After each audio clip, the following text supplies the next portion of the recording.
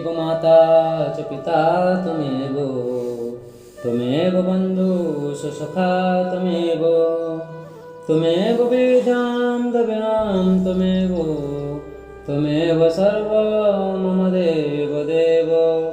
श्री एकादशी महात्मा कार्तिक मास कृष्ण पक्ष की रमा एकादशी का महात्म्य। युधिष्ठिर ने पूछा, जनार्दन, मुझ पर आपका स्नेह है, अतः कृपा करके बताइए, कार्तिक के कृष्ण पक्ष में कौन सी एकादशी होती है? भगवान श्री कृष्ण बोले, राजन, कार्तिक के कृष्ण पक्ष में जो परम कल्याणमयी एकादशी होती है वह रमा के नाम से विख्यात है। रमा परम उत्तम है और बड़े बड़े पापों को हरने वाली है।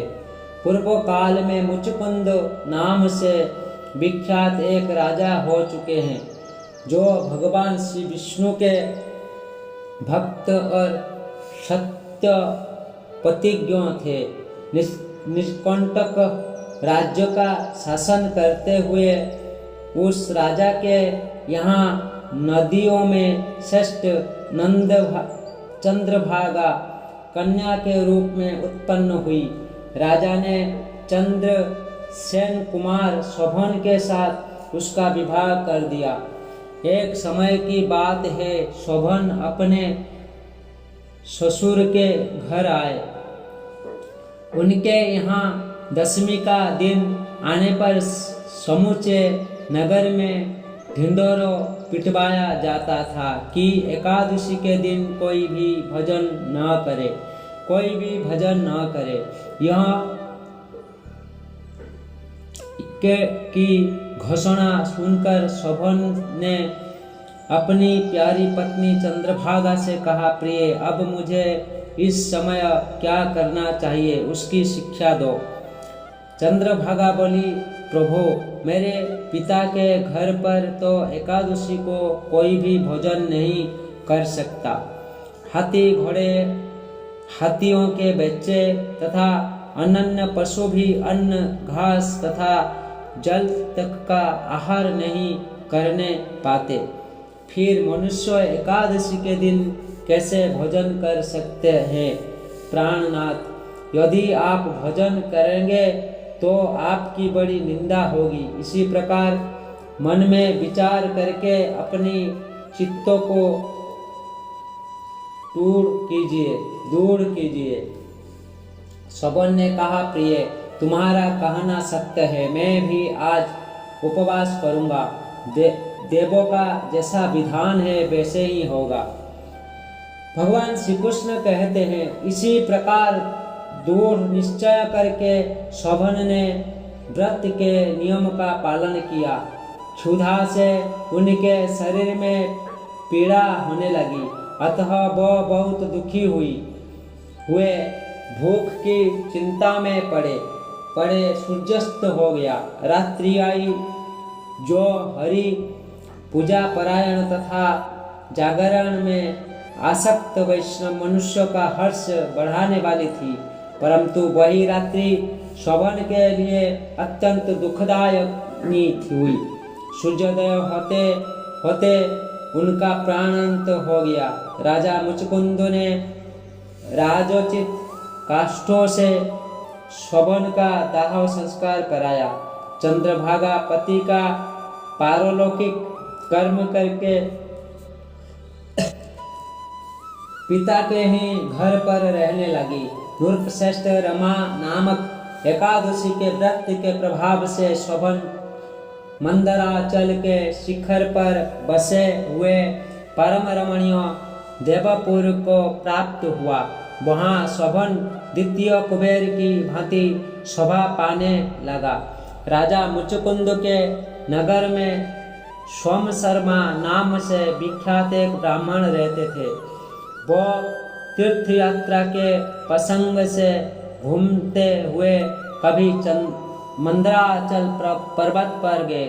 वहाँ उन्हें शोभन दिखाई दिए। राजा के दामाद को पहचान कर वो उनके समीप गए।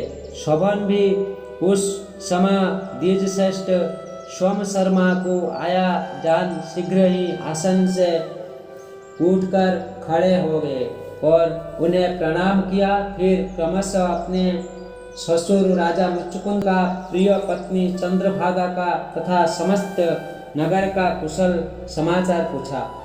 सोम शर्मा ने कहा, राजन, वहाँ सबकी कुशल है।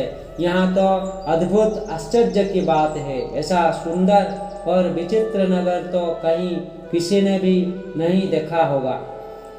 बताओ तो सही, तुम्हें इस नगर की प्राप्ति कैसे हुई?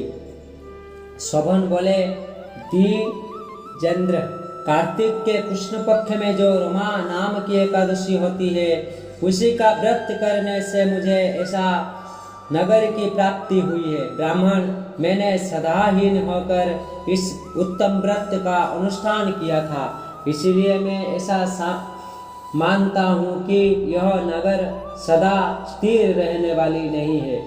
आप मुचुकुंद की सुंदरी कन्या चंद्रभागा से यह सारा वृत्तांत कहिएगा। शोभन की बात सुनकर सोम शर्मा ब्राह्मण मुचुकुंदपुर में गए और वहां चंद्रभागा के सामने उन्होंने सारा वृत्तांत कह सुनाया।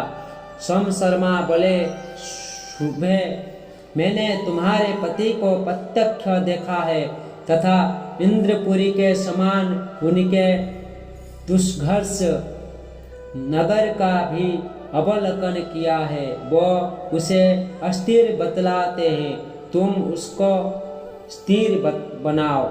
चंद्रभागा ने कहा, ब्रह्मर्षि, मेरे मन में पति के दर्शन की लालसा लगी हुई है, आप मुझे वहां ले चलिए। मैं अपने व्रत के पुण्य से उस नगर को स्थिर बनाऊंगी। भगवान श्री कृष्ण कहते हैं, राजन, चंद्रभागा की बात सुनकर सोम शर्मा उसे साथ ले मंदराचल पर्वत के निकट वामदेव मुनि के आश्रम पर गए। वहाँ ऋषि के मंत्र की शक्ति तथा एकादशी सेवन के प्रभाव से चंद्रभागा का शरीर दिव्य हो गया तथा उसने दिव्या गति प्राप्त कर ली। इसके बाद वह पति के समीप गए। उस समय उसके नेत्र हर्षोल्लास से खिल रहे थे।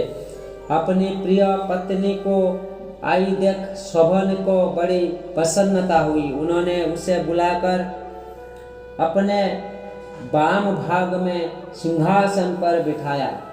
नंद तदंतर चंद्रभागा ने हर्ष में भय भरकर अपने प्रियतम से यह प्रिय वचन कहा, नाथ, मैं हित की बात कहती हूँ, सुनिए। पिता के घर में रहते समय जब मेरे अवस्था 8 वर्ष से अधिक हो गई, तभी से लेकर आज तक मैंने जो एकादशी के व्रत किए हैं और उनसे मेरे भीतर जो पुण्य संचित हुआ है, उसके प्रभाव से यह नगर कल्प के अनंत तक स्थिर रहेगा तथा सब प्रकार के मनवांछित वैभव से समृद्धिशाली होगा। नृपश्रेष्ठ, इस प्रकार रमाव्रत के प्रभाव से चंद्रभागा दिव्य भोग, दिव्य रूप और दिव्य आभरण से विभूषित हो अपने पति के साथ मंदराचल के शिखर पर विहार करती हुई है। राजन, मैंने तुम्हारे समक्ष रमा नाम के एकादशी का वर्णन किया है।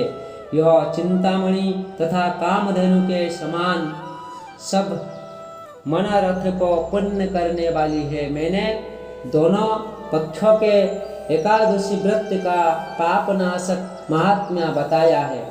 जैसे कृष्ण पक्ष की एकादशी है, वैसे ही शुक्ल पक्ष की भी है। उनमें भेद नहीं करना चाहिए। जैसे सफेद रंग की गाय हो या काले रंग की, दोनों का दूध एक सा ही होता है। इसी प्रकार दोनों पक्षों की एकादशियों समान फल देने वाली है। जो मनुष्य एकादशी व्रत का महात्मा सुनता है, वह सब पाप से मुक्त हो श्री विष्णु लोक में प्रतिष्ठित होता है।